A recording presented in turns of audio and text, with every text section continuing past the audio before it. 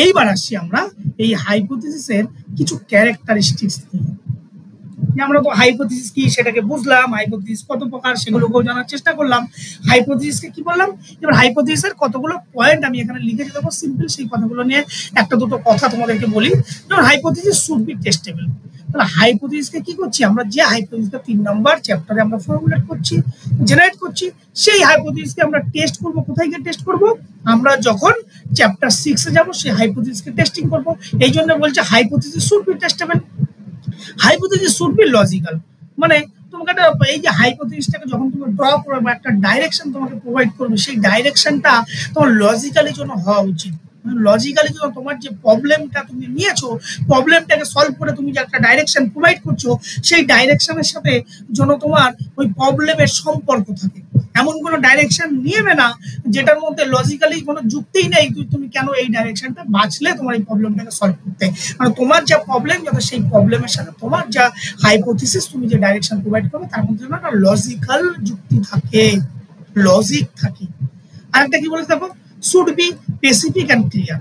একদম স্পেসিফিক হতে হবে তোমার, এবং সেটাকে ক্লিয়ারলি তোমাকে লিখতে হবে। অযথা আননেসেসারি সেন্টেন্স দিয়ে ভরে দিয়ে তোমাকে হাইপোথিসিসকে অযথা কিছু লেখা যাবে না। স্পেসিফিক লিখতে হবে, শর্ট সেন্টেন্সে লিখতে হবে। স্পেসিফিক কি, তুমি কোন ডাইরেকশন, কোন রাস্তাটাকে সিলেক্ট করতে চাইছো, কি দেখতে চাইছো, তার একটা স্পেসিফিক অ্যাজাম্পশন বা স্পেসিফিক স্টেটমেন্ট তোমাকে কিন্তু ধরে নিয়ে কাজটা করতে হবে। তারপরে কি বলেছে, it should be simple and understandable.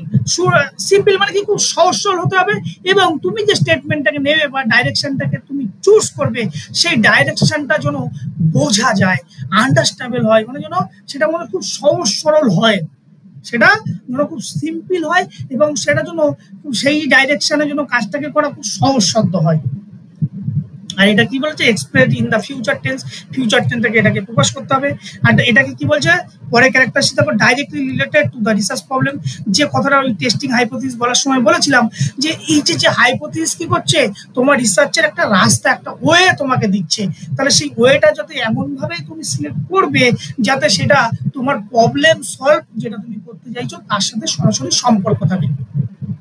3 নম্বর দেখো, রিলেশনশিপ বিটুইন দ্য ভেরিয়েবল।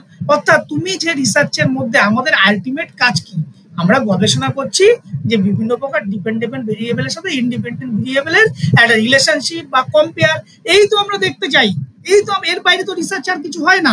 তাহলে এই যে ভেরিয়েবলের মধ্যে যাতে একটা রিলেশনশিপ তুমি যাতে থাকে, তোমার এই হাইপোথিসিস যখন তুমি ড্র করবে, ডিপেন্ডেন্ট ভেরিয়েবল ইন্ডিপেন্ডেন্ট ভেরিয়েবলের মধ্যে কোনো রিলেশনশিপ না কম্পারিজন কি করতে চাইছো, যেন পরিষ্কার স্টেটমেন্ট আকারে তোমাকে যখন হাইপোথিসিস লিখবে সেখানে যেন পরিষ্কার আকারে লেখা থাকে। হ্যাঁ, পরেরটা দেখো, স্টেটমেন্ট আর ডিক্লারেটিভ স্টেটমেন্ট ম্যানার। এটা ডিক্লারেটিভ স্টেটমেন্ট ম্যানারে তোমাকে এখানে লিখতে হবে, ই should be proved or disproved by the researcher. এটাকে প্রুভ করবো কারণ টেস্ট করছি। আর এথিক্যাল কনসিডারেশন, কোনো রকম বায়াসনেস বা কোনো রকম প্রবলেম আননেসেসারি কিছু এই রিসার্চে যখন তুমি হাইপোথিসিস লিখবে সেগুলো কিন্তু রাখা যাবে না। এই হচ্ছে মূলত হাইপোথিসিসের ক্যারেক্টারিস্টিক্স, যে একটা হাইপোথিসিস কেমন হওয়া উচিত।